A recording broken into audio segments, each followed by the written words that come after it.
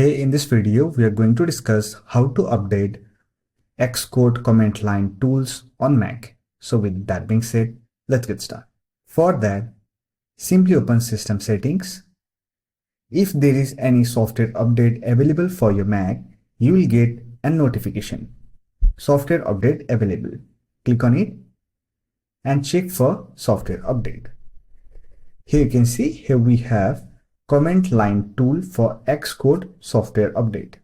However, if you have not received any notification, then you can manually check for it. For that, click on General, then click on Software Update, and here you should get command line tool software update. Simply click on Update, agree the license agreement, and wait for the download process to complete. Once done, simply restart your device to apply it. So that's for this video. Hope this video was helpful to you. If you found this video helpful, give it a like and subscribe to the channel for more videos like this. Bye for now. See you next video.